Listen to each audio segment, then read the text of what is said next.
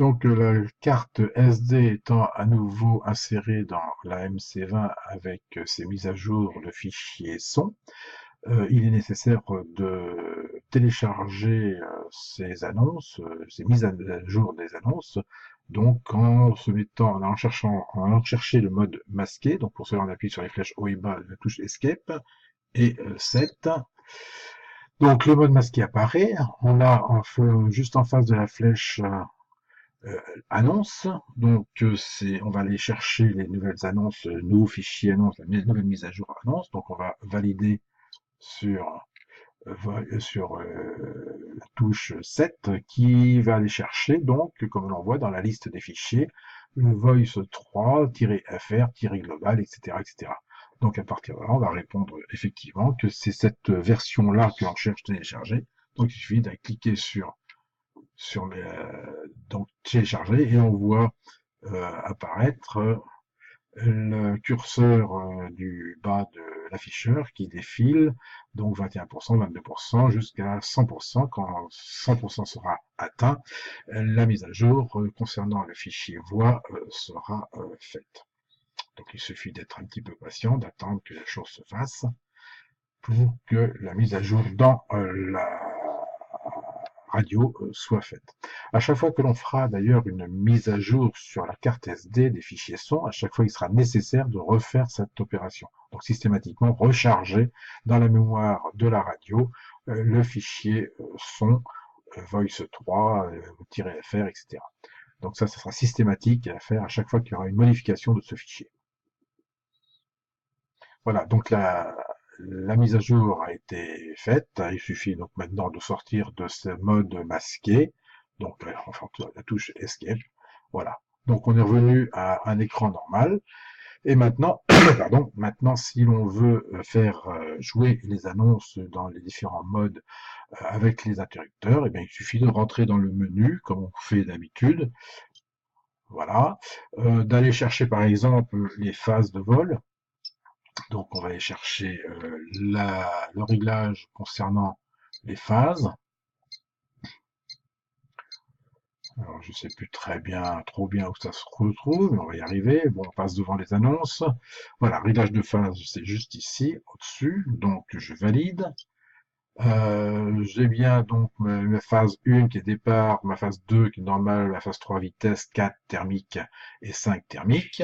Si je déplace en me déplaçant avec le curseur de droite sur la touche 7, je vais me déplacer, là je me trouve devant chronomètre de la phase, je vais me déplacer devant le moteur, oui, au niveau de la phase 1, puisque c'est ma phase départ, et je vais avoir les temps, et ici, je vais faire apparaître les annonces qui ont été enregistrées dans le fichier son que l'on vient de mettre à jour. Et donc, en me mettant, par exemple, en surbrillance au niveau de ma phase, donc là, je suis en phase 2, puisque l'on voit qu'on a une étoile. Si je me mets en phase 1, Lancement. démarrage moteur, on a une étoile. Et si je Normal. me mets en phase 2, j'ai une étoile.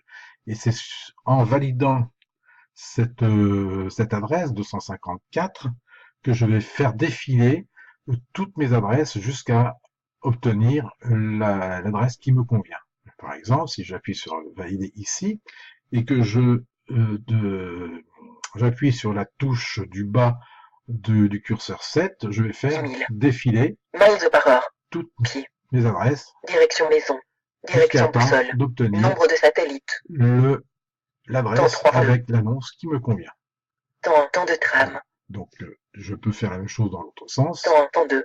hein, en Temps 3. remontant Nombre de jusqu'au satellites. 252 de mémoire. Direction boussole. Direction maison.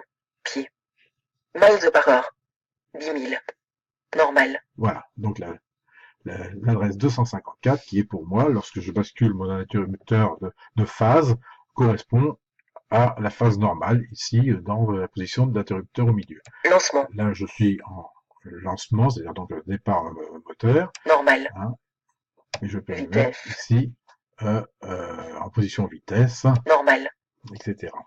Donc, là, si je déplace mon interrupteur qui se trouve à ma gauche, Volet à 2 degrés. Voilà, on voit que là, dans la phase 4, le plus s'est transformé en étoile, donc m'indiquant que c'est l'annonce 271 volet à 2 degrés qui est lancée.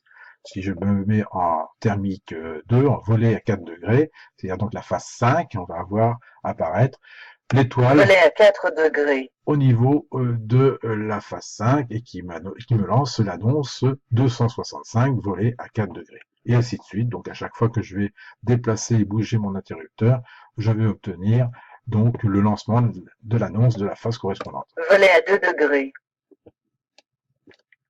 Normal.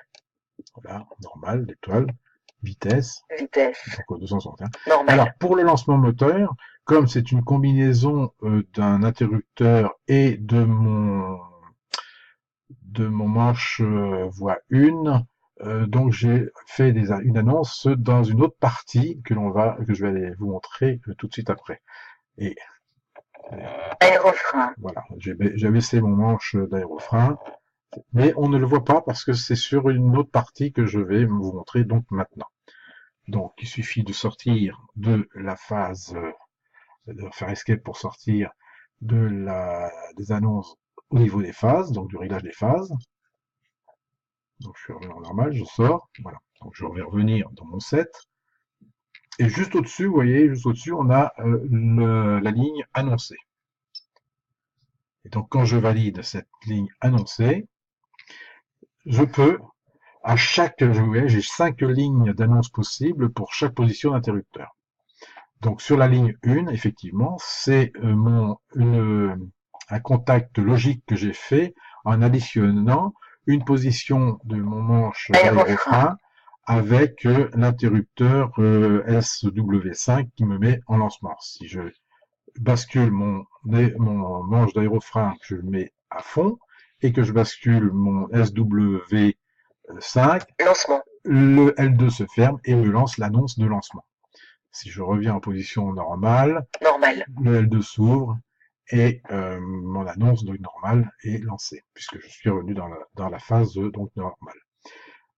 Voilà, donc sur cette fenêtre des annonces, on peut programmer moult positions d'interrupteurs et donc moult annonces sur chaque interrupteur. On peut même lancer 2-3 annonces sur le même interrupteur, par exemple, si c'est un interrupteur à trois positions, ça fera 3 annonces possibles sur ce même interrupteur.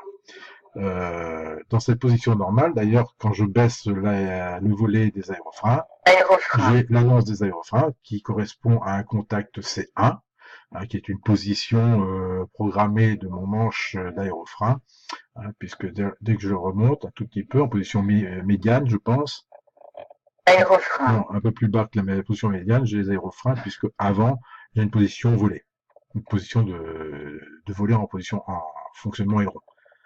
Aérofrein. Donc là, je suis à peu près à 50% de la position de mon manche d'aérofrein, et c'est à ce niveau-là que j'ai l'annonce et que mes volets se baissent en aérofrein sans action aileron. Je sais pas si je me suis bien fait comprendre, mais bon, voilà. Hein. Donc, là, donc dans la fenêtre annoncée, il y a moult possibilités en fonction des interrupteurs que l'on programmera. Vous voyez, il y a 5 lignes par position. Et par interrupteur, hein, bien sûr. Donc là, on peut programmer soit par phase, soit en global. Hein, si c'est par phase, bien sûr, si on a 4 phases, ça fera 5 interrupteurs dans la phase. Donc 5 phases, mais 4, ça fait 20 annonces, plus de 20 annonces qui vont être possibles. Voilà. Donc c'est pas compliqué. Une fois qu'on a fait ça, ma foi, ça y est, hein, la radio, elle parle. Hein. Voilà. Donc je sors de mon menu, je reviens en position normale, et donc je reviens donc dans les fonctionnements d'annonce. Lancement. Voilà. Donc lancement, je suis en position départ, donc position moteur. J'aurais pu effectivement mettre, comme j'avais fait comme j'avais fait dans le tuto de la partie 2, mettre à la place de lancement, puisque le lancement c'est déjà un fichier existant, j'aurais pu le modifier et mettre mise en marche moteur par exemple. Tout comme on peut très bien mettre à l'allumage de la radio, hein, quand on allume la radio, quand on la met sous tension, on entend généralement, d'ailleurs on va le faire, je vais l'éteindre, éteindre la radio, voilà. Hein, quand on l'allume,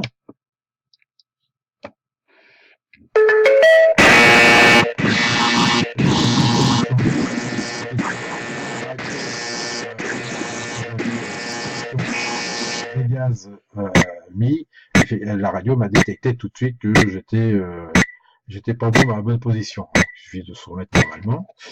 Donc j'aurais éteint la radio parce que du coup je me suis fait un peu surprendre. Euh, voilà, si je rallume la radio,